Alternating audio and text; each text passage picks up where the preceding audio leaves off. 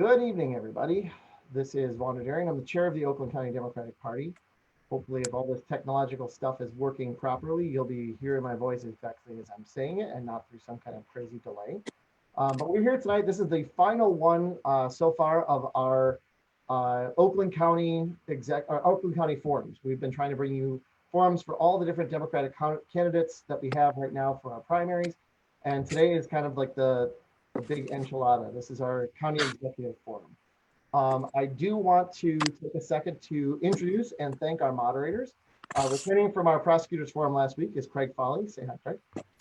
Hey, everybody. And also with us today from WDET is station manager Jerome Vaughn. Actually, news director. Thanks for the promotion, but it's all right. Yeah, the news director's a better gig anyway. Yeah. And I will also take a second to introduce our two candidates in alphabetical order. We have with us Dave Coulter. Yeah. Hello, everybody. And Andy Meisner. Hello, Democrats. Great.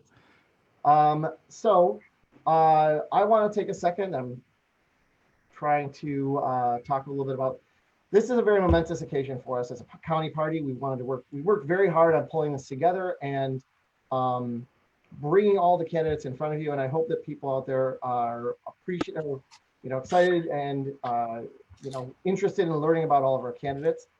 We're hopeful. We've been trying very hard to make sure that we get as many people in to be able to hear from these candidates. After we did the prosecutors forum last week, my wife and I were talking, and she mentioned to me that this is not something that normally happens that you would see on a county level. But I feel very strongly that these races are incredibly important. And I've always been a big believer in local politics and finding out and getting engaged on a local level. And I think for us in Oakland County, we live in a really weird crossroads between regional importance and also local significance. Everybody that's here are people that you can see in the community. They live around us, they're our neighbors, but as a region, as a county, we are in a crucial position in the region, and this race is going to be crucial for the fall. So that said, let me throw things to Craig to go over the rules of the forum. All right. Thank you very much, Vaughn. I appreciate it. And thanks to everybody for joining us for this candidate forum tonight. A quick reminder, we are, of course, streaming this live. Your questions are welcome. We've actually been gleaning some questions from those that have already been submitted to us on the Facebook page. So thank you very much to everybody that got in early, but feel free to submit your questions here. We will try to get to as many of them as we can in the allotted time that we have. Now, to make sure that we get to as many subjects as possible, we are trying to sort of limit the amount of time that we have for questions. Each candidate will get 3 to 5 minutes to make an opening statement. It is important that we hear from them as to why they want this position and what makes them think they are qualified for it. So we'll hear from them. But then each question, we will give 2 to 3 answers for an answer, and each candidate will have an opportunity to respond. And if there needs to be a rebuttal to that response, each candidate will have 5 rebuttals to choose from. So choose your rebuttals, gentlemen. Keep that in mind. We certainly do appreciate that, but we want to make sure we get to as many subjects as possible. So with that, we will get to the opening statements, and Dave Coulter drew the first position for the opening statement. So County Executive Coulter, take it away. Well, thank you, Craig and Vaughn and the other Vaughn. Thank you so much to the OCDP I know it's a lot of work to put these together, and you've done a great job, and I really appreciate it. And to the Democrats that are on the line, I want to say, I'd so much rather be with you in person tonight. I'm sorry that can't happen, but I really appreciate all that you've done in these last few months to keep our community safe and to stand up for our governor, who's been criticized for her strength during this terrible pandemic. I really think Democrats have been strong in this time. We're here tonight facing multiple challenges as a county: a health pandemic, an economic crisis, and frankly, a crisis that goes to our very soul, which is that the crisis of racial equality. I'm proud to be the first Democrat to ever serve as county executive in Oakland County. I've demonstrated what it's like to have a county executive that shares the values that we all share, fighting to make the changes in Oakland County that were frankly long overdue. And I'm not just talking about what needs to happen. I've been implementing a progressive agenda and delivering results for our county. For instance, I made diversity and inclusion a central pillar to my administration. My State of the County address was themed Oakland Together, and it's really become sort of the rallying cry for everything that we do in this county now. I hired the most diverse team in county history, the first African-American deputy executive and the first two females to serve in that role. But I've also hired minority people in community affairs, community development, communications, our census staff, and on and on. I also signed the county's first non-discrimination policy to change our hiring and contracting practices.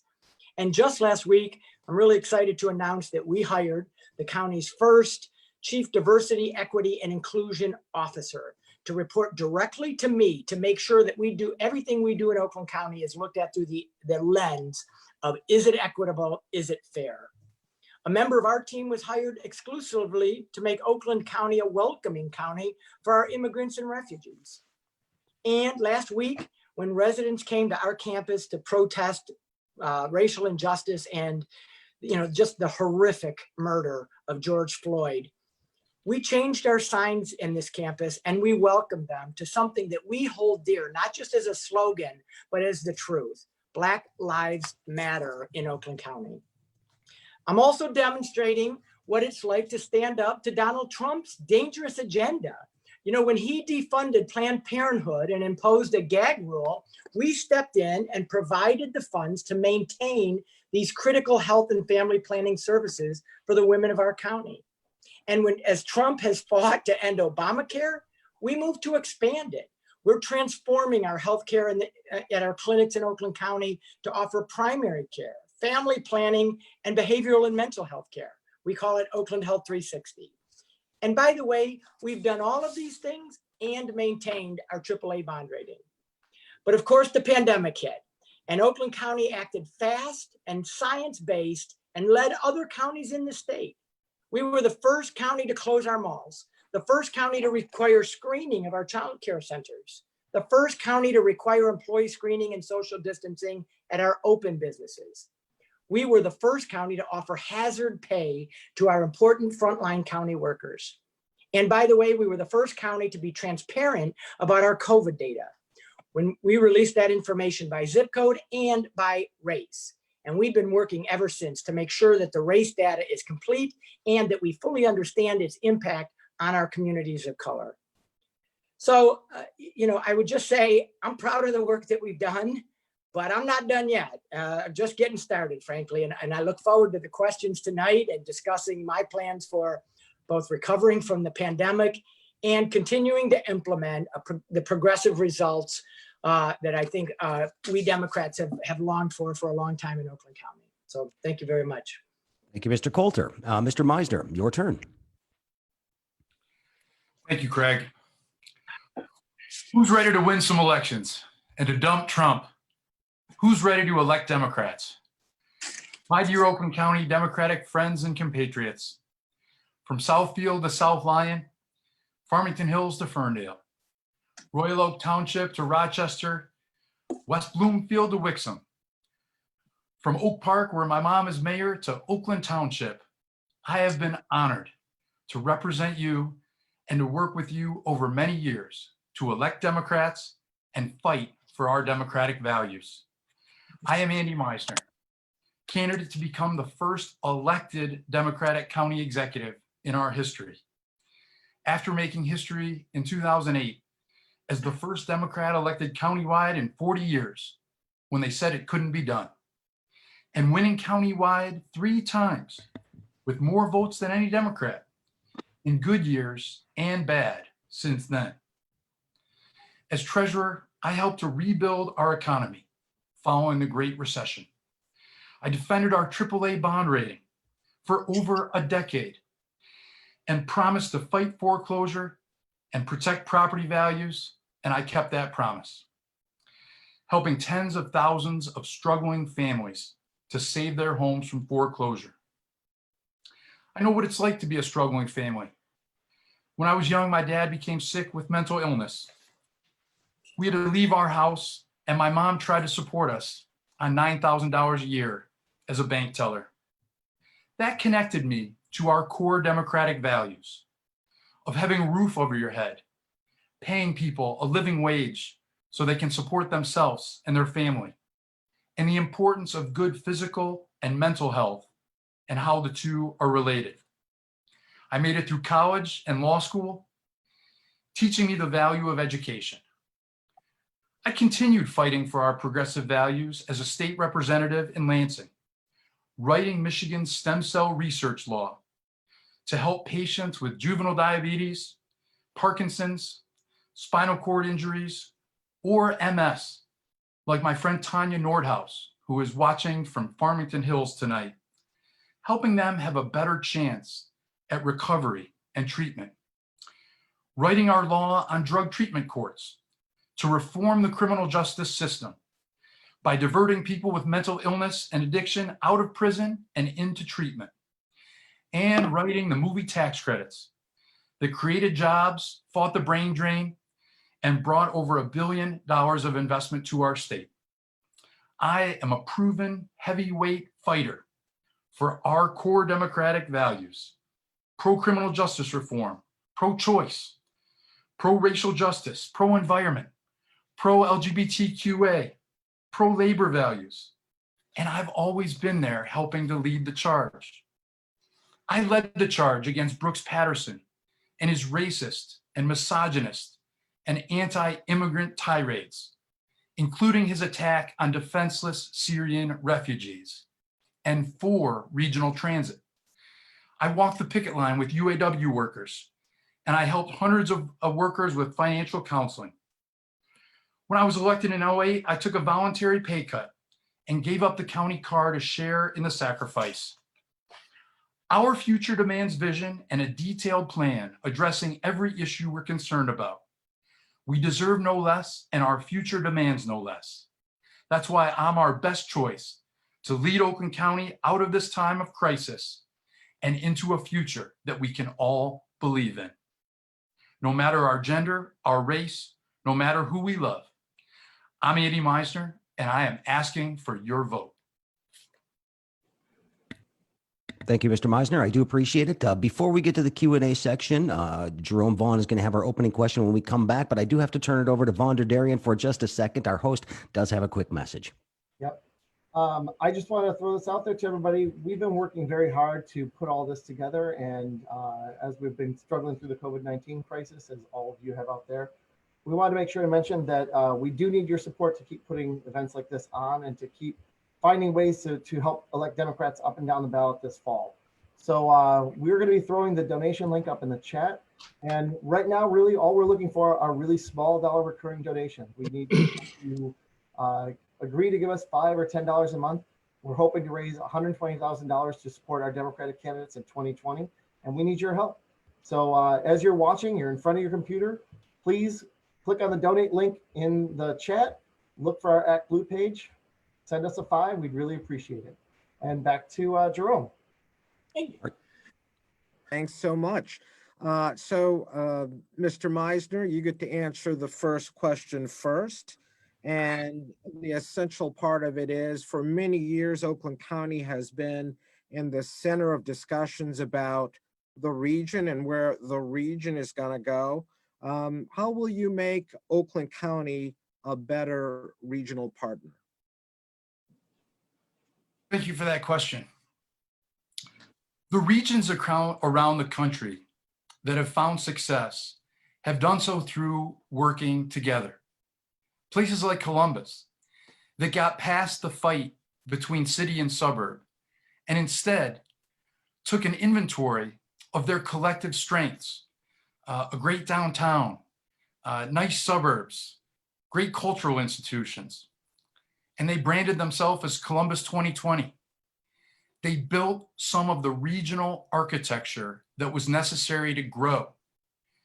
Brooks Patterson always thought that it was a zero-sum game between Oakland County and the region. That if a company left Oakland County and went to Detroit, that was a loss for us. But the regions that are having success are those that see it differently, those that see the opportunity to grow the pie. And so I would fundamentally engage with the region on economic development and also on regional transit, because those are two elements that help us to leverage the many strengths. We have 31 flavors. We have a lot of different things to choose from. We have a thriving metropolis in downtown that can help us attract young people and can help us do a better job of retaining our young people who too often leave for Chicago, Boston, Atlanta, and all these other towns. We need to turn that around. One of the ways that we do that is by operating as a region, again, on economic basis, and to build the regional transit system that has eluded us so far. Those are a few of the ways that I would try to engage as the region. We have a lot to offer. And the fact is that the people that live in the region, they live regionally. And so we need to be able to accommodate that. Someone could go to Macomb County for the dentist, go visit family over in Oakland County, maybe go downtown and catch a ball game. And so those are just a few of the ways that I would engage Oakland County in the region so that we could grow the pie collectively. And as we go and compete with other regions, with other countries, with other trading blocks, I would be very confident that because of Oakland County's extraordinary schools, beautiful neighborhoods, well-trained and highly skilled workforce, and beautiful parks, I'm very confident that we would get more than our fair share of this new growing pie. All right, thank you. Mr. Coulter, how would you go about making Oakland County a better regional partner? Thanks, Jerome. Well, I'll tell you what I've already done, because from the time I served on the county commission and the 9 years I served as mayor of Ferndale, I've been insulted by this attitude of Oakland County that if we could somehow just build a gate around Oakland County and we could exclude all those other issues of all the other counties we're having. We were an island unto ourselves on too many issues. I knew as mayor of Ferndale, which borders 8 Mile, that our problems don't stop at these artificial boundaries. So I've always taken a regional approach to my approach to politics. And so when I became the county executive, one of the very first things I did is I reached out to the other leaders in the region. I reached out to Mayor Duggan, and I reached out to Mark Hackle and Warren Evans. In fact, during a conversation we were having about transit, as a matter of fact, I said, hey, you know what? We don't all know each other. You know, I'm the new guy. I realize that. Why don't you come over to my house for dinner? So I literally had the 3 of them over to my house for dinner. I cooked, and we broke bread.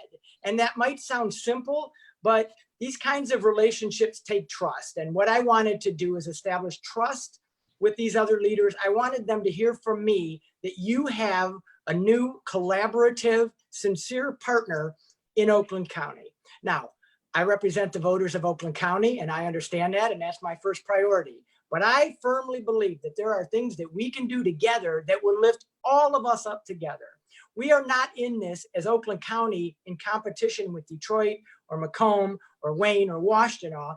We are literally in this in competition with other regions in the country, and other countries in the world, and we're falling behind. So it doesn't do any good if Oakland posts numbers that the rest of the region doesn't share. We have to be in this together. I took another significant step, and that is there's a group called the Detroit Regional Partnership, and they work collaboratively. It's an 11-county collaboration that works on attracting companies from around the world and around the country to Metro Detroit. And Brooks Patterson famously was the only county executive or leader in that region that didn't join it. And he famously said, I'd rather join the KKK than join the Detroit Regional Partnership. It was an insult, not only to our friends and neighbors, but I think to the people of Oakland County. It's not the way Oakland County needs to be perceived in the region. It's not the way we should be doing business. So I met with the leaders of the Detroit Regional Partnership. I got to understand exactly how their organization works. And they don't pick sides. They bring the companies into the region, and then it's up to the companies to take a look around the region and see what would make sense for them. We have to market ourselves as a region, and that's what that organization does. And I agree that Oakland County has so many great assets that if we can just get companies to look at Southeast Michigan and Metro Detroit, we'll get plenty of those. We have assets here that no other county has. But you got to show up. You got to be sincere. You have to do what you say. And that's the way that I've led and I've demonstrated my leadership in Oakland County. Very inclusive. I talk to those leaders, and not just those leaders, but community leaders and others in this region, from our faith-based communities to our nonprofit organizations to our business leaders. And so I think it takes someone who's collaborative. And I think what people have discovered about me is that I am truly, sincerely, at my nature, a collaborative person. That's how I like to govern, and that's what I want to help our region become, a more collaborative and cohesive region, and ultimately to be a more successful region. Thank you. Is there a rebuttal at all, Andy, that you want to get in there? No. Okay, very good. So we'll move on to the next question, and this one goes back to Dave Coulter. You mentioned, of course, Brooks Patterson. And for many of the people who are probably watching this right now, the only political figure they've ever really known out of Oakland County was L. Brooks Patterson. He was larger than life in terms of the way he represented the county and thought that he was representative of the county. I want to know from your perspective what you think the role of the county executive should be, and do you need to reshape it from what he turned it into? Yeah, that's a great question, because his legacy looms large, right? To some degree, we're all still walking a little bit in his shadow. He's been here for so long. I was on the county commission for 8 years while Brooks Patterson was the county executive. And in fact, for most of that time, I was the Democratic leader. So it was my job to sort of battle with Brooks, negotiate with Brooks, fight with Brooks, like, you know, everybody eventually did. And there were things that I came to respect about him. You know, he hired smart people, and I saw him do that. Not people I always agreed with, but he hired intelligent people. He kept his eye on the budget. It was under Brooks Patterson that we developed this notion of a AAA, of the importance of a AAA bond rating and a 3-year balanced budget. And when I became mayor of Ferndale, I stole the idea and said, I want us to have a multi-year budget here, and I want us to improve our bond rating as well. But unfortunately, too much of that legacy was about division, it was about partisanship, and it was about only appealing to the people that voted for him. And so, you know, I'll be honest, you know, I used to think when I was on the county commission, if I was in that role, and somehow I have the opportunity to be in that role, I have the opportunity to be the kind of leader that in some ways I wish Brooks would have been, because he could have used his celebrity to bring this region together, to bring this county together. But he was divisive. He was a very divisive guy. And we've seen now with the president in the White House, Trump, just how much damage that causes long-term. So I think it's really important, if you're going to be the guy that follows Brooks Patterson, to be a unifier, to bring people together. And that's why I've said from the very beginning, a year ago when I got this job, I wanted to lift all voices in our county. It's important that everybody has equal access to the opportunity that exists here. And unfortunately, I think in the past, there was a stereotype about Oakland County, in part because that's all we celebrated and that's all we talked about. But we're an incredibly diverse county. We're diverse racially. Our immigrant population here helps make us stronger. And we didn't talk about that. And so that's why I think it's important, not just symbolically to hire African Americans and foreign-born people, which we're doing, but to celebrate them and to advocate for them and advocate for policies that make it clear that they're welcome to participate in this county. When I was mayor of Ferndale, I think part of the success of Ferndale was that people knew that no matter who you are, no matter where you were born, no matter who you loved, you were welcome here if you wanted to, participate and be a great citizen of Ferndale. And it was part of our strength. It's part of what made us successful. And so I think a big part of the role that I have, that I take very seriously, is to make sure that we're holding up those values, those democratic values, that everybody has worth and everybody deserves an equal chance for opportunity, an equal chance at justice, an equal chance at education, an equal opportunity for quality health care, that everybody deserves this. We might be a wealthy county, but we have low-income communities as well. And it shouldn't matter where you live. You should have the same opportunities. And I think one of the great opportunities and privileges that I have is to be able to carry that message to people in the county, people in the region, people in the state, and whoever else wants to take a look at Oakland County. I want them to know that that's the core value of this county now. All right, Andy Meisner, same question to you. The role of the county executive, how would you reshape it compared to what it is right now? Well, you know, I think that Brooks Patterson, who I have to say clearly was a racist and a misogynist and a xenophobe.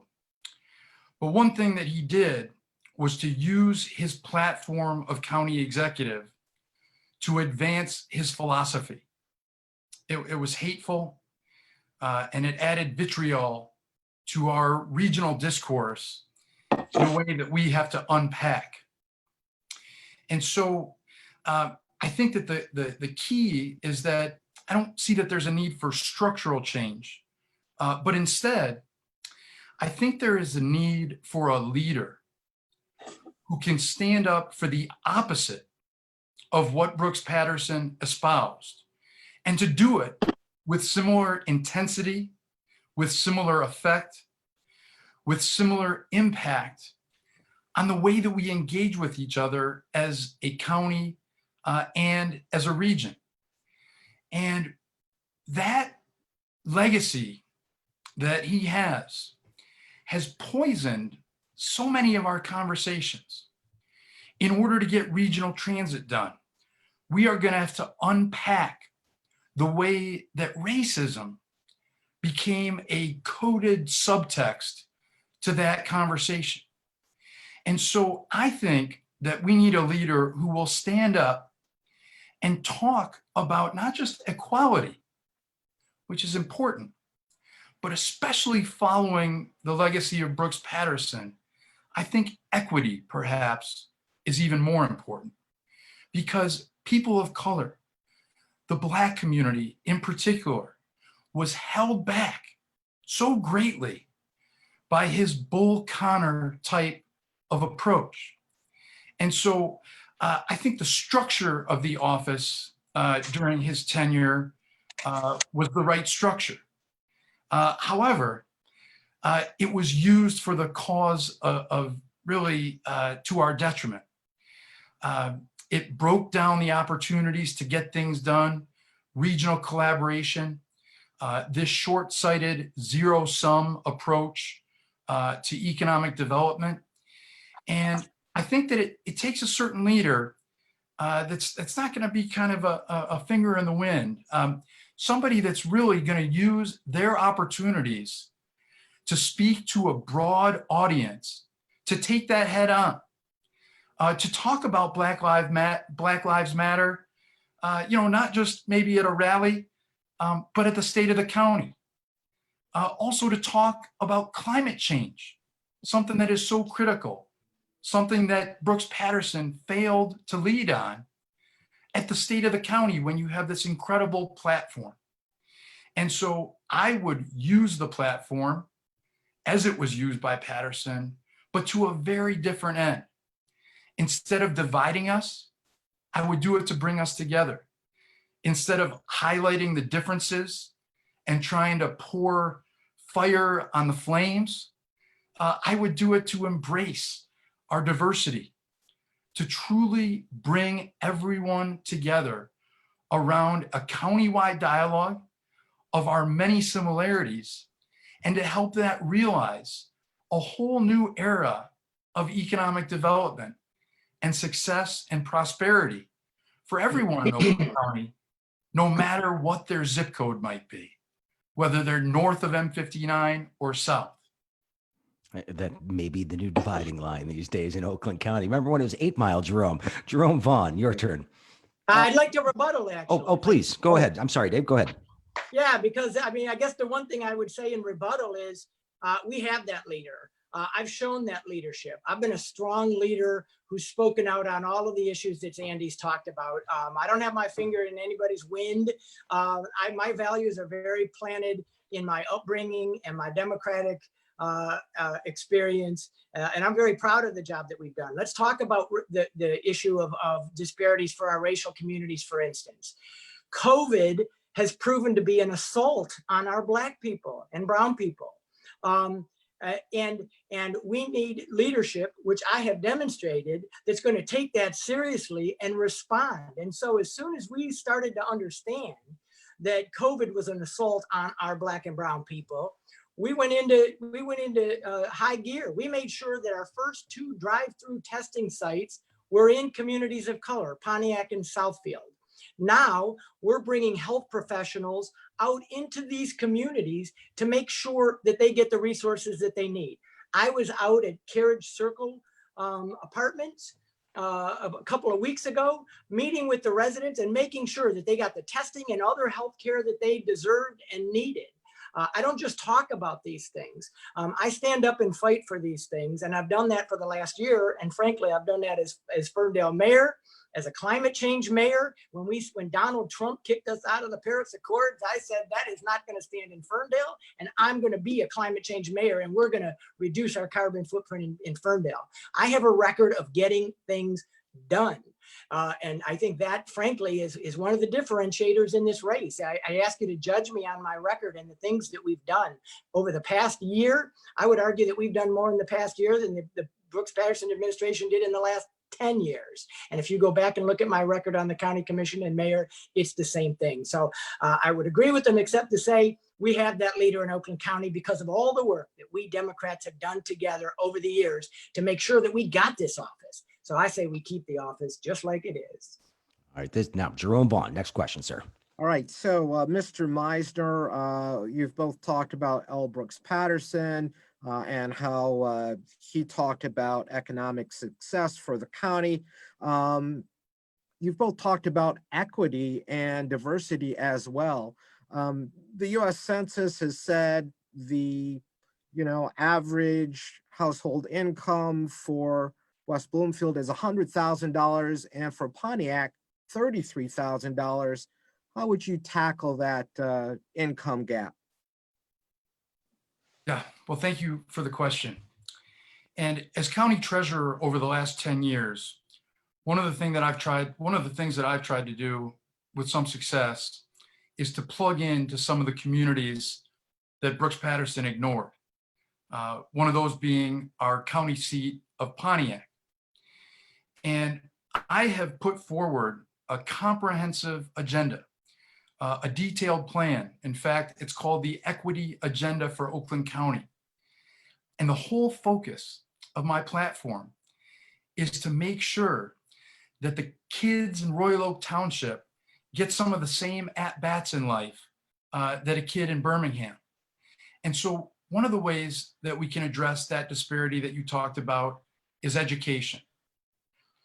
Kalamazoo started something years ago called the Kalamazoo Promise. And the idea was that some wealthy people put a fund together to help every kid in Kalamazoo public schools to get a 4-year education. That model has been replicated. The state of Tennessee has a statewide Tennessee Promise. And I am proposing an Oakland County Promise, a county as prosperous as ours, that has had such lingering disparities, needs to start with the most basic foundation of success and opportunity, which is education.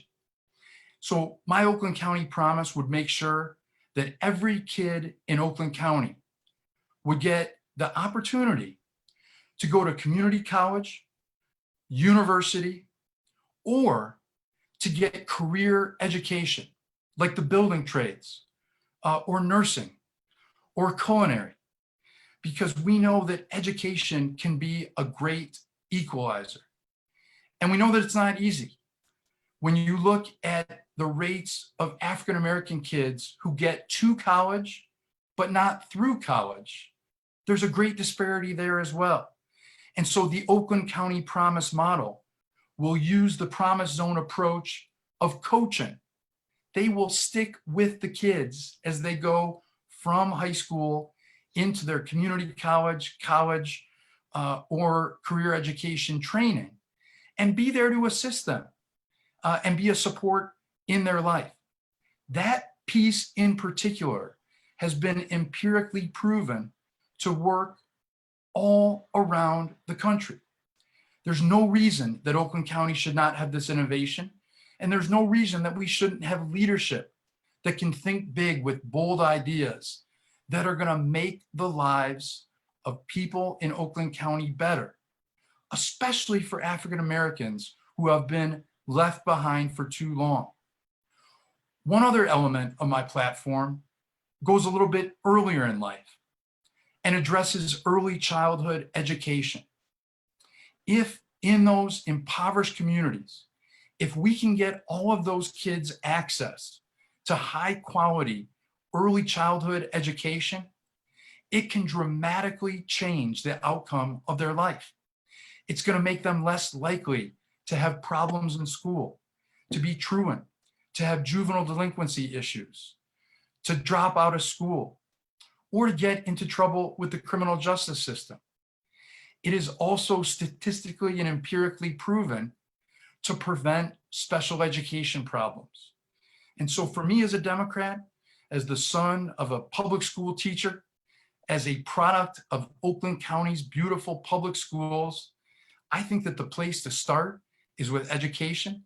And then my platform also addresses housing, economic opportunity, support for minority and women-owned businesses.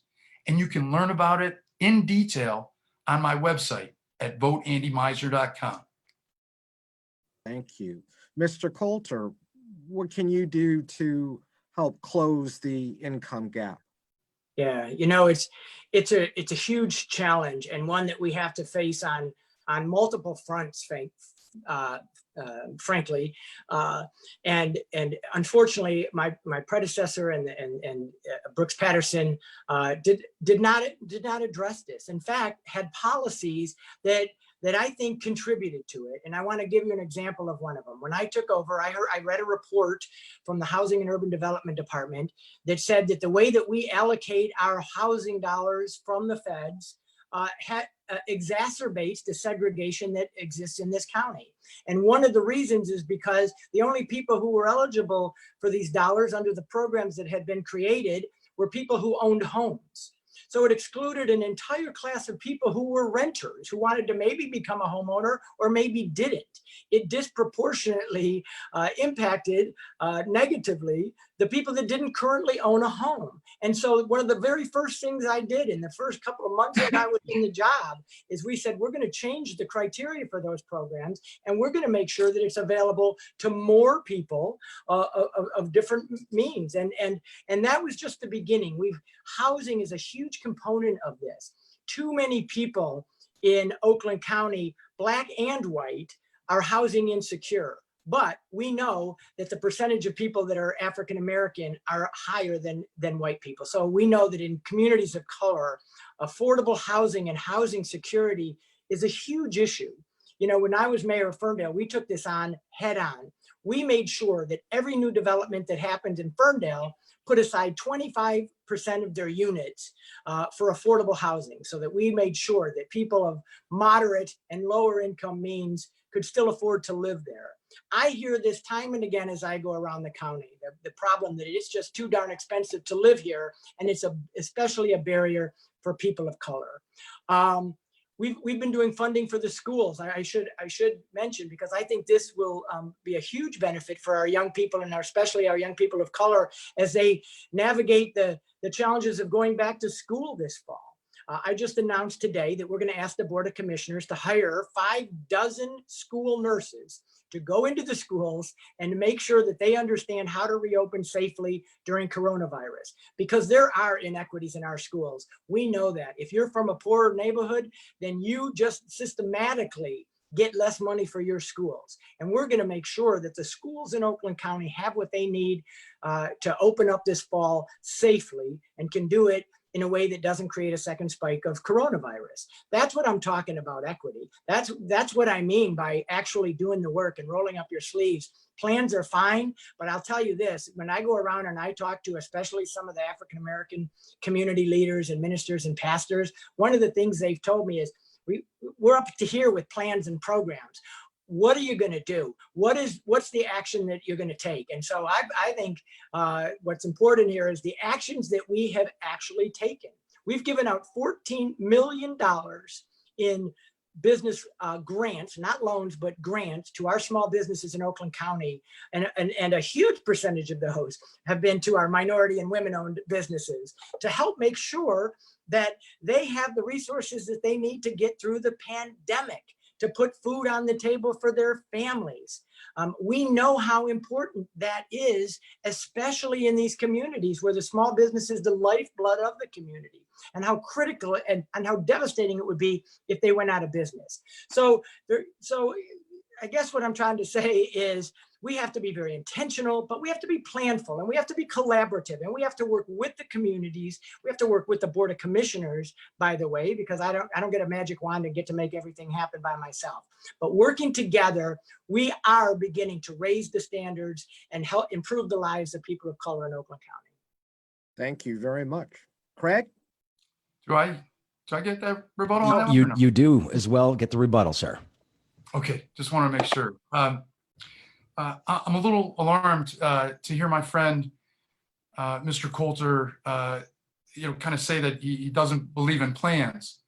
And, as a former congressional aide, as a state representative, as county treasurer, I think that one of the things that's held us back is that there has not been a vision. There has not been a plan for the future. And in addressing inequity in Oakland County, just yesterday, I laid out a broad agenda focused on African Americans in our county. And one of the things that it talks about is police reform and addressing police brutality head on. Because one of the reasons why people are held back in the African American community is they're living in a constant state of fear of being racially profiled, being pulled aside, being beaten, or being killed. And so I have a specific plan that I'd encourage folks to check out on our website that's going to take some immediate steps, including civilian oversight over police departments if the locals aren't getting the job done. Second is getting a countywide standard on use of force. Third, a zero tolerance policy. If there is a police officer who shows him or herself to be a racist, to be affiliated with racist organizations, then they should be excluded from that. Law enforcement is supposed to be public service. And so taking the cloud of fear of discrimination at the hands of law enforcement off the table, while also addressing maternal health, healthcare, education, housing, some of these other issues. And frankly, I'm also proposing a buyback of military grade equipment from law enforcement because, if I was a kid in the community and saw a tank rolling down the street, I'm not sure that I would be really focused on my future. I think that my survival instincts might kick in. And that's one of the lessons of George Floyd. And that's why this moment is critical, to have a specific plan and specific actions that we take to finally solve the problem and say enough is enough. All right. Well, we appreciate that. Be mindful of the time, gentlemen. We do appreciate it very much. We will come back to the issue of policing in just a little bit. We had a great discussion about that in the sheriff's discussion not that long ago. But I want to get to this because the COVID crisis has definitely put a crimp in a lot of plans. And both of you have talked about, maintaining the bond rating here in Oakland County and making sure that the budget is balanced and you're planning 3 years out. There is no planning for something like COVID-19. We already know that the state is hinting, our legislators are hinting that there's going to be some significant cuts in the budget next year, possibly for schools. Revenue sharing is sure to take a hit. Your communities in Oakland County and all around Michigan have been stressed with revenue sharing already. I guess the question is, Are you prepared to take up some of the slack that some of your communities are going to be feeling, whether it come to extra policing that they might need in their communities or any other services that they're going to be lacking as a result of budget hits that they're going to take as a result of COVID? This question is for Mr. Coulter. I think is the first one here. Yeah, it's a great question, and it's on a lot of our minds. You know, the management and budget department reports to me, so I keep a close eye on our budget, and I ask them about these questions every day. So here's the difference, Craig, because there's been a lot of attention about the $3 billion hole that the state might have, $300 million in the city of Detroit, 100 and some million dollars in Wayne County. The good news is, because of our solid budgeting practices, because of our healthy fund balance, because of the structure of our budget, we're not in that situation. So our budget is primarily property taxes. So if you look at the city of Detroit, for instance, a huge portion of their budget comes from casino revenues and income taxes. We don't have either of those. So, but where we're susceptible is property taxes. So what we're keeping a huge eye on is what could happen in housing value. So we work with economists from the University of Michigan, and they told us just a month ago that their original projection for Oakland County was housing value increases of about 4.5%. They scaled that back to about 1%. So if that actually occurs, and that's kind of right now what they're looking at as a worst case scenario, that would be about a $5 million hit to our budget. But keep in mind, we have a $922 million budget, almost $1 billion. So we can weather a $5 million hit. Now, that doesn't mean we're out of the woods. We're in danger of losing revenue sharing from the state, you know, and so far they said they're not going to cut it, but we don't know what they'll end up having to do. That's about another $24 million. Okay, so we would have to absorb that. So we know there are challenges. And then, of course, the great unknown is, will this recession that we are now officially in last, or will it be a V, or will it be a W? You know, and economists can debate that till the cows come home. We have to prepare for a worst case scenario. But keep this in mind. This is where we're fortunate in Oakland County. We have a rainy day fund, a fund balance of if you will, of over $260 million. And so we have the resources we need, and we receive federal assistance to help. So, but our CVTs did not receive those federal funds. Some of our CVTs budgets are very lean, and I'm very concerned about them. And that's why I announced just a couple of weeks ago that we're going to allocate up to $30 million to help our cities, villages, and townships, we call those CVTs, our cities, villages, and townships, to pay for anything COVID related, any unexpected hits to their budget. They can get reimbursement from us if they can't get it from the feds. There's some discussion that they might get some FEMA money, but if they can't get those funds, Oakland County will support them because we have the wherewithal to do that. Now, we've also made sure that we're giving those kinds of funds to our small businesses, our nonprofit organizations, our faith-based organizations as well. But let me also say this. Worst case scenario could be worse. And so we are tightening our budgets, right? We have a hiring freeze on in Oakland County right now. We've banned travel.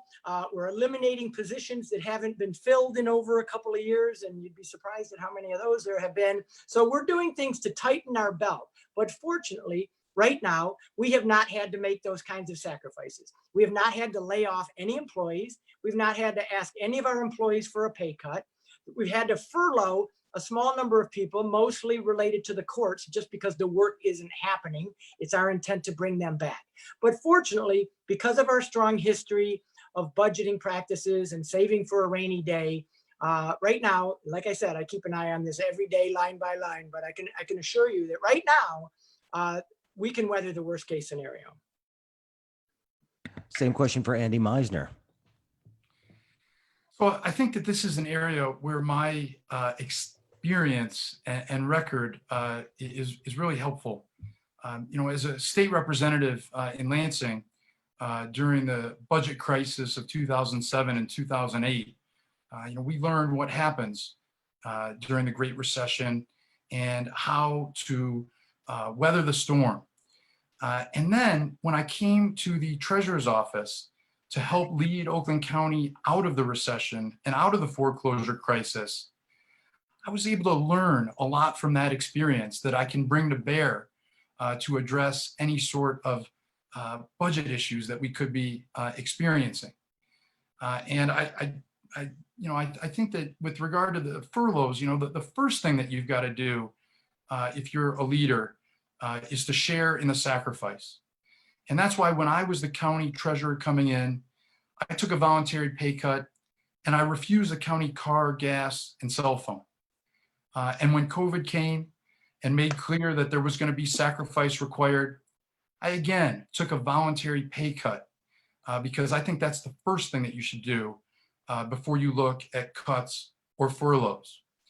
Now, the Great Recession and foreclosure crisis taught us some lessons. One of them is that foreclosures, particularly the mortgage foreclosures, have a dramatic effect on property values and taxable values. We did a great deal 10 years ago to prevent as many foreclosures as we could. And as treasurer, I've helped prevent over 30,000 tax foreclosures, helping families to stay in their homes. And what we started to do back then that we have to do right now is to engage more aggressively with the banks and mortgage lenders. We need to remind them that when they foreclosed on all those properties, they didn't even know what to do with them. And it caused a $14 billion drop in the taxable value of Oakland County. And so we need to make clear and hold the banks accountable in saying that there might be a moratorium on evictions and foreclosures. You need to take the longer view. And as local governments, we need to take the longer view as well. Property taxes right now, the bills are about to come out in July. And I'm concerned that those local property tax bills that are coming out in just a few short weeks are going to be difficult for our citizens to pay. And so I'm working with the legislature right now on finding ways of providing additional relief. The current structure in Michigan does not allow for same year hardships to be addressed in the assessment of property.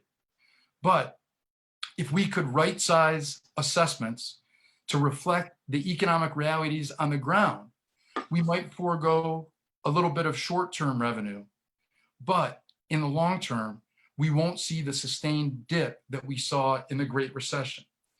And so those are just a few of the ways that my experience with the Great Recession as a state representative and as county treasurer over these last 10 years can be brought to bear to help us get through this, to maintain the core principles of financial responsibility, including maintaining the use of a 5-year fiscal plan, which allows us to see off on the distance and make sure that even though we might not have a liability right now, that if there's one on the horizon, that we can be proactive in dealing with it. And as county treasurer, that's something that I've helped lead the charge on, maintaining financial responsibility. All right, Mr. Coulter, any response? Yeah, I would like to respond to that because, I'm reminded of the fact that I was on the Board of Commissioners during the Great Recession. I served until 2010. So, and for those who don't know, the main job of the county commission is to pass the budget, which is a huge job and a huge responsibility, but that's the main job. And my last probably 3 years on the commission was all about making very difficult and painful cuts. We asked our employees to sacrifice. We asked them to cut their salaries. Every county elected official cut their salaries as well, because we do believe in shared sacrifice in Oakland County, and that's been a hallmark of Oakland County government. So I know what it takes to make really difficult decisions during economic hardships. I mean, I didn't think I'd see anything worse than the Great Recession. And here we are with a recession on top of a pandemic. It's amazing, but I've had that experience. I was on the finance committee when we worked on budgets that we had to cut year after year after year, and salaries that we had to cut, and services that we had to trim as best we could. And then I left there and became mayor of Ferndale. at the end of the Great Recession. And so it was still about how do we manage our budget and do it in a way that preserves the most important services for our residents and adds the greatest value to them. So I have a history of doing this. And by the way, we might be making, we might be tightening our belts, but we're also offering rental and mortgage assistance to people right now who are housing insecure and who have been impacted by this virus. And so there are things that we can be doing and are doing right now to help keep people in their homes, help them keep them in their jobs, even as we tighten our belt and continue to practice the very prudent and I think wise budgeting practices that Oakland County always has. So thank you. All right, next question to Jerome Vaughn. So as you both talk about looking at budgets and tightening the budget, tightening belts in the coming years, does that include the phrase defunding the police? And what does that phrase mean to you as it's part of moving forward? Mr. Meisner? As I mentioned, Jerome, yesterday I unveiled a comprehensive agenda to address the condition of African Americans in Oakland County. And the first element of that proposal talks about police reform and criminal justice reform. And what I'm proposing to do is to repurpose funding that is being used right now to focus on the policies that actually work. I was a criminal justice advisor on Capitol Hill for a member of Congress. I was also the vice chairman of the Criminal Justice Committee in the House of Representatives. And so I've studied what works in criminal justice and what doesn't.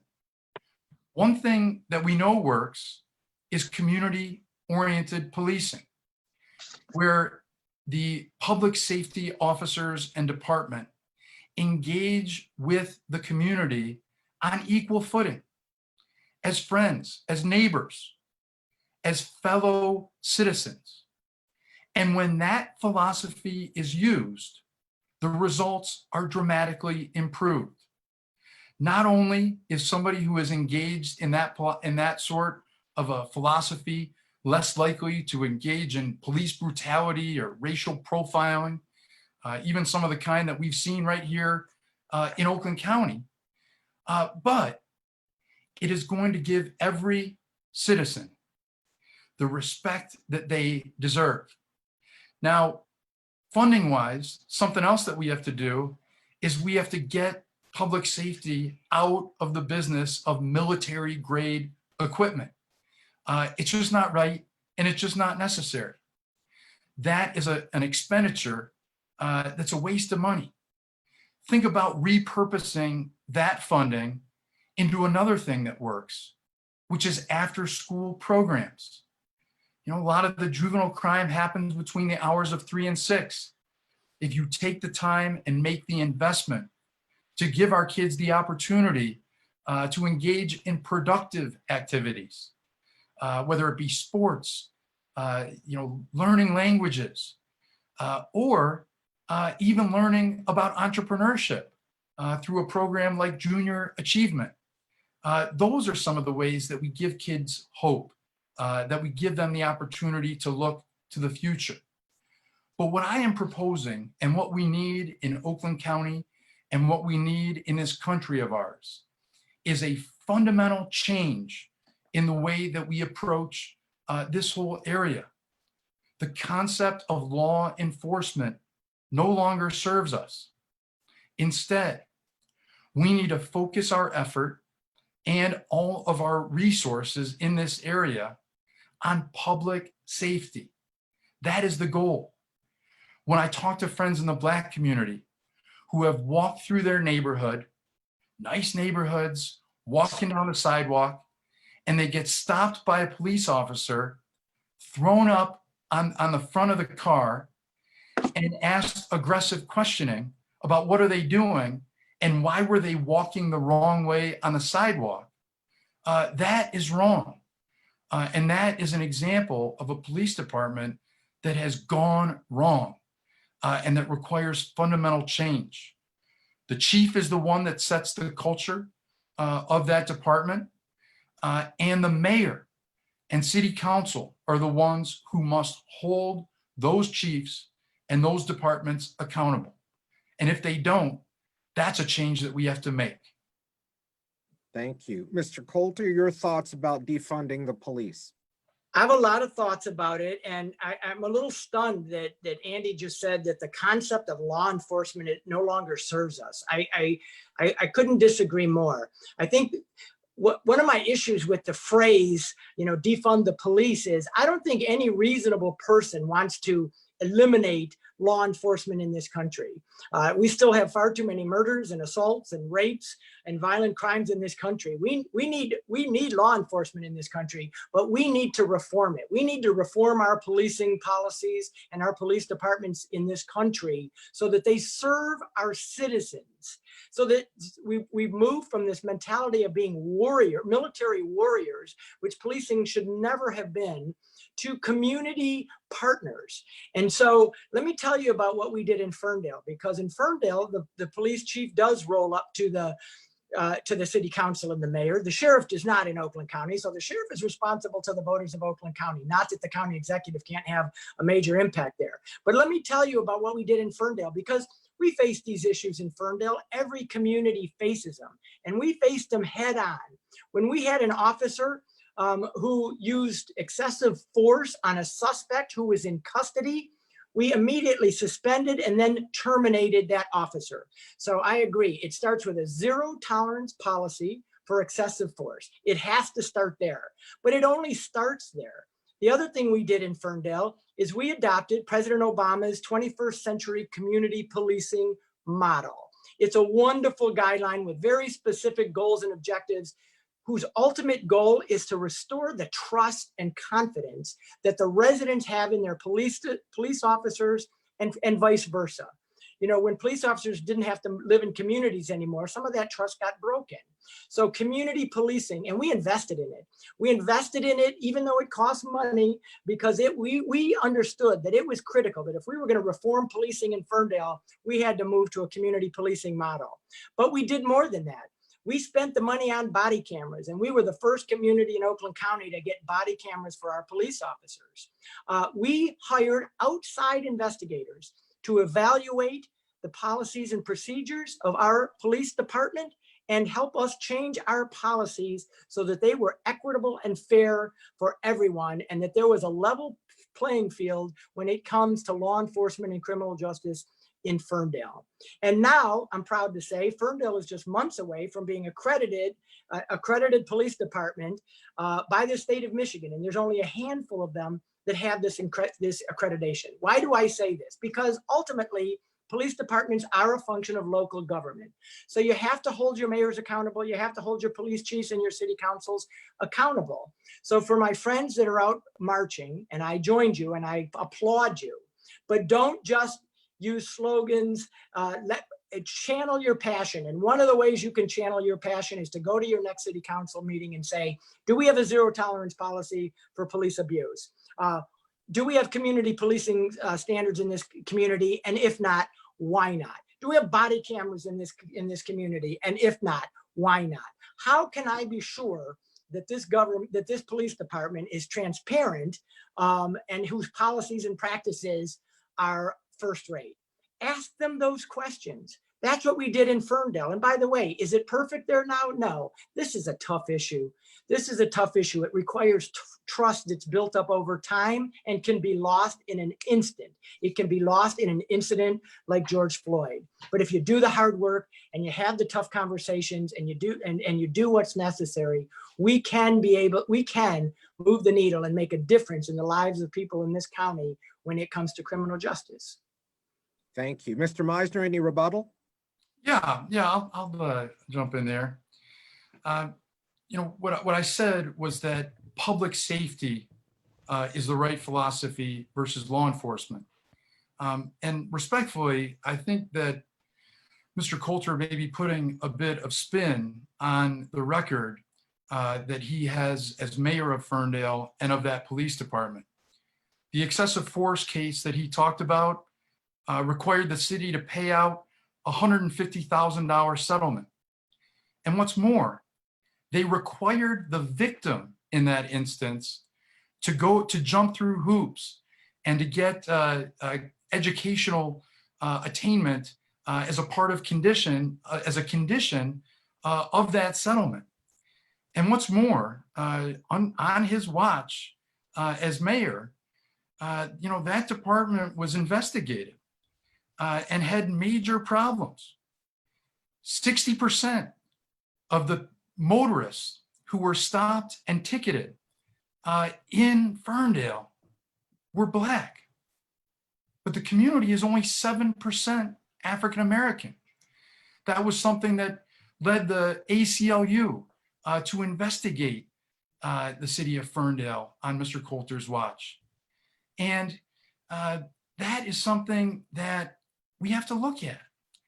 That when presented with the opportunity to reform a police department that had gone amok, that had 0 Black police officers, it didn't happen. And so, it's good to, take steps after the fact, and, that's an important thing. But what is also important is our records and what happened on our watch. And when I am county executive, I will use the bully pulpit of that office to bring and drive reform across the police departments and the county sheriff. Brooks Patterson wasn't shy about using the bully pulpit, and I will do it to crack down on this sort of terrible behavior. All right. Well, we are got a time for a little bit more, and I definitely need to get to this because we would be remiss if we're talking about Oakland County without talking about the issue of growth. This is a county that has been known for population growth, economic growth for many, many years, but managing that growth is something that we have been heard a lot of disagreements over the years.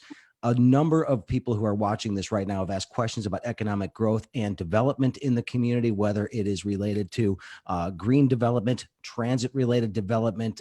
We're hearing questions about managing sprawl, historic preservation. I can't get to all of these different subjects in one, so I'm going to give you both an opportunity to talk about your philosophy and how you would handle the growth in Oakland County, what we need to consider when we look at new projects, new developments, new housing, everything else. The first question, I believe, goes to this one goes to Dave Coulter, or Dave Coulter gets this one first. I don't remember, but it's a great question. But I got to disagree with you a little bit, Craig. Oakland County hasn't really been growing. I mean, incrementally, just a little bit. What Oakland County has been doing is sprawling. It's been moving.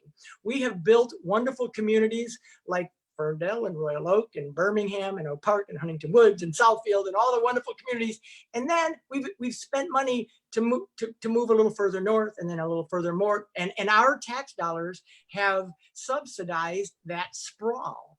And Brooks used to say, sprawl is good. Everybody wants sprawl. No, I've been a fighter against sprawl my entire career because it's a waste of resources. And frankly, even the people in the north end of the county aren't in favor of sprawl because they just assume that the people in the urban area stay right where they're at and take care of your great communities.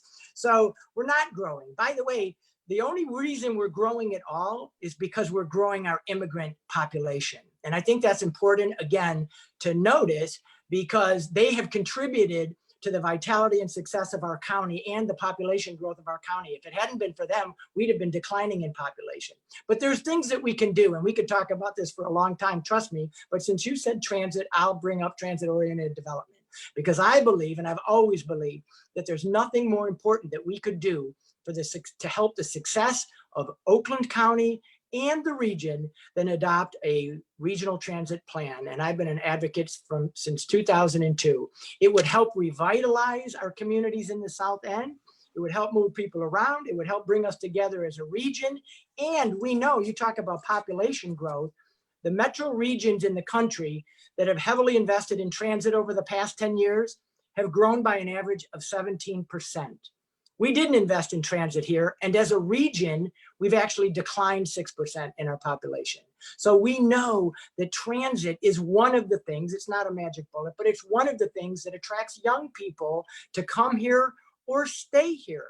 How many of our children or grandchildren are moving away to communities that offer what they can't get here, one of them being transit? So these are the kind of investments that I think we must make, not just because folks need that kind of transportation, but because young people are demanding it. And if we're going to keep them in this region or attract them to this region, we're going to need to do things like that. And so we have to disincentivize sprawl by making the communities that want to build another lane of traffic build it themselves. When I was on the county commission, I voted against that, adding an extra lane to I-75. It costs over $1 billion to build an extra lane of traffic on I-75 when we could have invested that money in transit and been a lot farther along in our success 10 years later if we had taken policies like that. And you talk about sustainability. You know, let me just say this. We haven't gotten into, unfortunately, environmental issues, but if we don't stop climate change and protect our environment, the rest of the stuff that we're talking about isn't going to matter.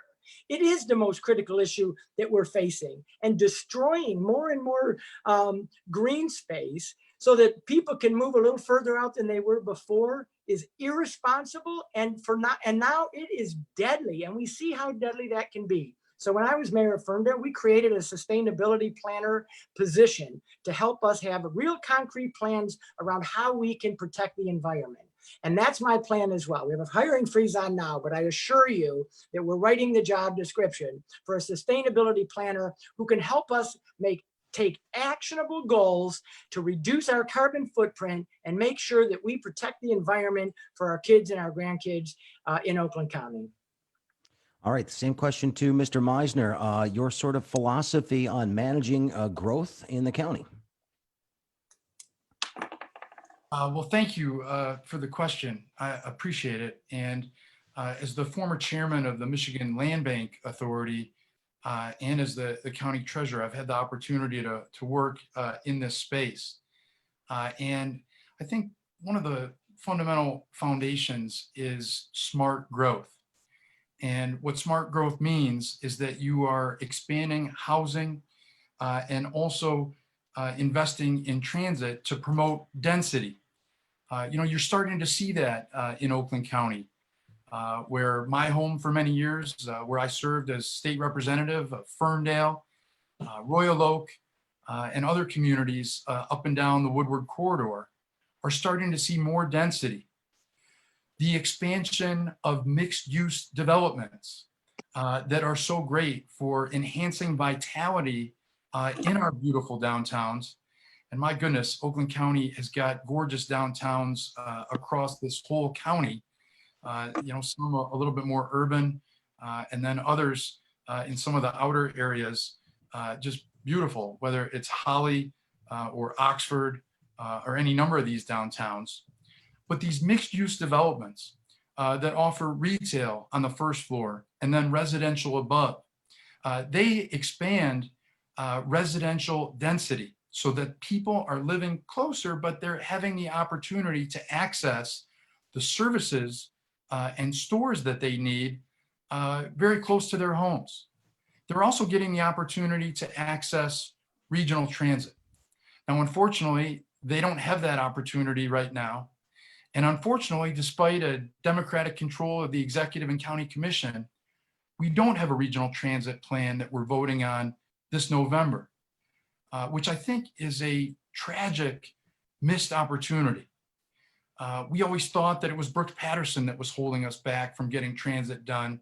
And I want to promise that when I'm county executive, I will have a plan that I will make public that will get public support and will get buy-in from all the stakeholders to get transit done once and for all. We can't just try to guilt the out-county areas into supporting transit. We need to come up with innovative ideas for providing value across the entire region. The North Oakland County areas form something called the North Oakland Transit Authority. They did it because they want to expand mobility options for their folks up there And they thought, oh, if we come together, purchase these services together, we can achieve an economy of scale. So it's not that those out-county communities don't care about getting their people around. It's that they have not been presented with a viable plan and something that they think is going to be worth the money. That's a plan that I will put on the table as county executive. Now, in addition, we have a lot of green space, as was said, but we also need to preserve our agricultural heritage. Representing Oakland County as I have for 10 years, I've got to get to know Farm Bureau and some of the agricultural companies and farms like the Candy King Christmas Tree Farm up north. And another piece of it is sustainability. I pledge that as county executive, we will make Oakland County government entirely reliant on renewable energy by 2030. I will put that into action. And in my first State of the County address, I will talk about climate change because I think it's one of the great issues of our time and a key element of growth. Thank you. All right, Dave Coulter, you do have time for rebuttal if you like. Yeah, the one thing he got wrong there is that Brooks Patterson and the Republicans absolutely have been the obstacle to transit. They were last year, they've been for the last 20 years, and we have a plan. I don't know what plan he's talking about because he hasn't been at the table, frankly, but the regional leaders and the people, the community leaders who care about transit in this region had a plan that we brought to Lansing, and we all fought tooth and nail for it. And I stood beside the transit advocates, and I stood beside Mayor Duggan and Warren Evans and Jason Morgan from Washtenaw County with what we needed to move transit forward in this region. And the Republicans, once again, we thought we had bipartisan support. They promised we had bipartisan support, and the Republicans in the north end of the county threw a hissy fit and threw a wrench in it. You know, Lansing is often where good ideas go to die.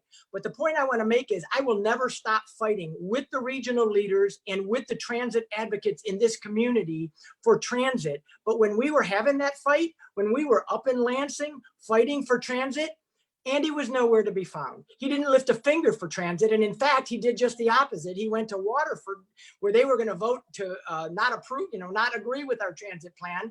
And he said, well, if I was in your shoes, I might do the same thing. This isn't about having plans anymore. And it's not about talking the talk. It's time to walk the walk. And when it came to the transit fight earlier this year, I was in the trenches with transit allies who I have worked with for decades, and I didn't see the treasurer. All right. Thank you. It's time for us to walk the walk. Our time is just about up. Each of you will get 5 minutes for closing statements. And Mr. Meisner, since you got to go first earlier, you're going to go first now. Okay. Well, thank you. And Mark Hackle and Macomb County, by the way, were not at that table. Nope. And I support that plan because it was a Swiss cheese approach, the same reason why SMART has failed. But make no mistake about it, not having Brooks Patterson's name on the ballot this November is the end of an era. And the moment we find ourselves in is both nationally and regionally is significant.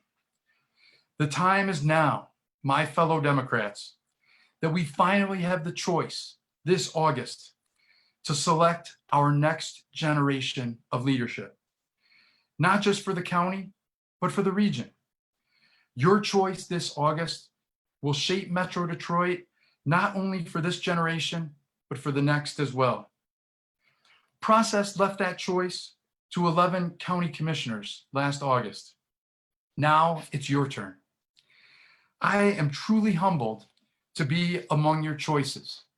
In me, you have a tried and true fighter for our democratic values who has been there through thick and thin, helping Democratic candidates up and down the ballot win, leading by example, and first and foremost, approaching my privilege to serve as an opportunity to help people.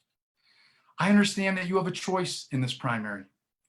I too am happy that we have Democratic control of the executive office and county executive. And I'm happy about some of the progress that we've been able to make. Much of that change has come from our county commission. Commissioners, thank you for your hard work on behalf of our mutual constituents. And thank you, Dave Coulter, for agreeing to fill the executive position until the election. When weighing the choice before you, you can look to what we've seen over the past 10 months since Dave was appointed. There are some things that I would do differently. I promise to always use the executive platform to advance our values.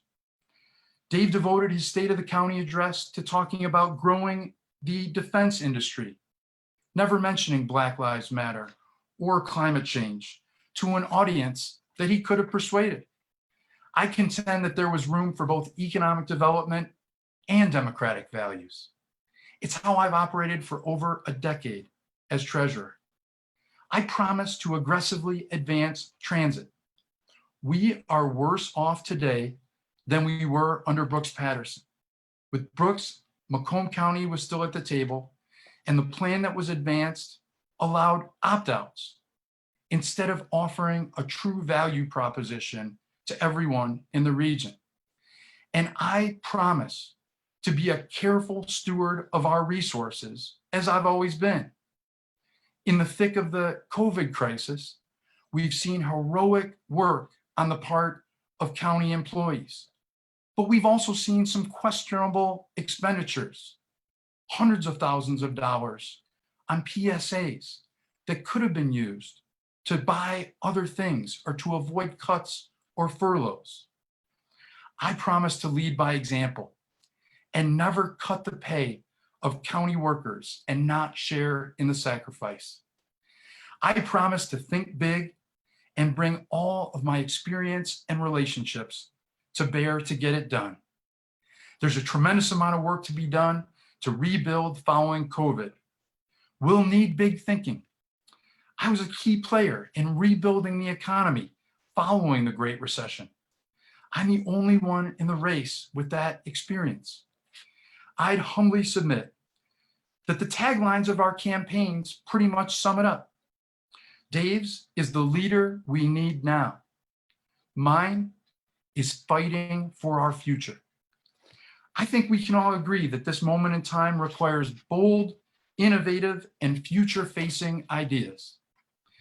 As absentee ballots begin to arrive this month, and as we come into the August 4th primary, I am asking you to choose me as our Democratic nominee for county executive, to lead us to victory in November over the Republicans, as I've done 3 of the past cycles, to help us defeat Donald Trump and maintain control of the county commission and elect Democrats up and down the ballot.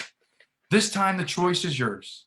I'm Andy Meisner, and I'm asking for your vote for Oakland County Executive for the full 4-year term starting January 1, 2021, and the partial term starting after Election Day. I'm asking for the honor of representing you and working with you to seize this moment and to realize our bright future. Thank you, Mr. Meisner. Mr. Thank you Coulter, all. you have 5 minutes to wrap up.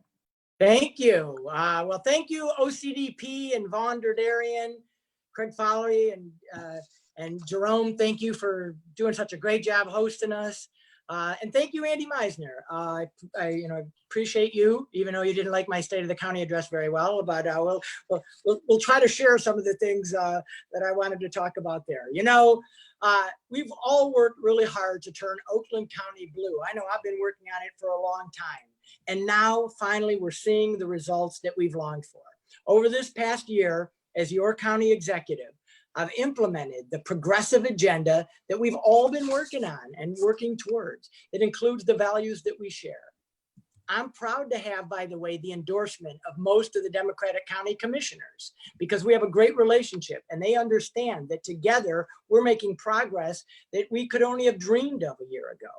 I think that speaks to my collaborative leadership style. My record illustrates that I can bring people together to achieve results. I've made Oakland County a regional partner again. rejoining, as I said, the organization that Brooks Patterson compared to the KKK. I made Oakland County a welcoming county, embracing our immigrants and our refugees, just as Donald Trump is demonizing them. I funded Planned Parenthood when Donald Trump defunded them. My Oakland Together agenda brings diversity and inclusion into all of our efforts. The most diverse leadership team and a non-discrimination policy to continue to make improvements in our hiring and contracting. And now we're moving forward to create a new economic development and workforce strategy that brings opportunity to all of our residents. In particular, our women in minority-owned businesses, our small businesses, our entrepreneurs. A new housing strategy that provides rental assistance, ends discrimination, and at long last, an environmental policy that creates a sustainability office in Oakland County and addresses climate change and protects our environment. I'm proud of how Oakland County has led in this pandemic. We used science and relied on health experts to drive our actions, unlike the president. We were transparent with our data and aggressively communicated safety protocols to our residents. We acted to keep essential workers and residents safe with health orders that were the first in the state and require employee health screenings, social distancing, and masks. We continue to offer widespread free testing and now we're taking those tests and healthcare directly into the neighborhoods to reach people where we know racial disparities exist. We also acted fast on the economic front. Working with the Board of Commissioners, we offered $14 million to our small businesses through stabilization grants that, by the way, were also made available most recently, $10 million for our nonprofit organizations, which continue to work with the most vulnerable people in our county. We distributed 10,000 reopening kits to our small businesses, faith community, and nonprofits in Oakland County. That's real results. Friends, I will just say, I've achieved progressive results and I've led during a crisis. And we have a challenging time ahead of us, preventing a second spike, supporting the unemployed and recovering economically. And we must seize the responsibility enshrined in Black Lives Matters to bring fundamental and systemic lasting change in Oakland County. And I'm committed to doing that. These times call for a leader who listens, works well with people, and has the executive experience to make decisions on a wide range of issues. I ask you to judge me on my record, not just what I say I'm going to do, but what I have done. And if you agree with me that Oakland County is now finally headed in the right and progressive direction, I ask you to join my campaign by going to davecoulter.com and checking me out on August the 4th, or sooner if you're voting by absentee. So I want to thank you all again and stay safe, Oakland County. All right, and I would like to thank both of you. Thank you to County Executive Dave Coulter and to County Treasurer Andy Meisner. We certainly do appreciate your time here today. Obviously, voters are going to have an important choice to make come August on who is going to represent them, and we do appreciate your participation in this. Thanks to Jerome Vaughn for helping out with the questions today. It's always nice to talk to my old friend. I appreciate that very much. And now I turn things back over to Vaughn Derderian. Thanks, Vaughn. Thanks, Craig. I want to say thank you to all of our viewers up in the chat and Facebook world. I want to say thank you to Dave and Andy. This was, I think, a very great moment in the history of Oakland County Democratic Party, the ability to do something like this. I'm very proud that we were able to put this together, and I'm very thankful to the two of you for being willing to work with us. We had originally wanted to do this as a big in-person event, and everything had to be modified on the fly. We had to figure out how to make this work, and I'm very proud that we were able to pull this off. I hope that we can continue this conversation, the three of us at least, as we move closer to the primary. I want to remind everybody that's watching that there are two elections for Oakland County Executive. There's the one to fill the remainder of this term, and then there's the one for the full 4-year term. So be sure that when you're filling out your ballot that you know exactly what you're filling out. We had a lot of questions in the chat that we didn't get a chance to really move to. It's, we've been here for about an hour and a half now. So hopefully we can find a way to bring you guys back, maybe one at a time, and do some more direct back and forth with some of the people in the chat.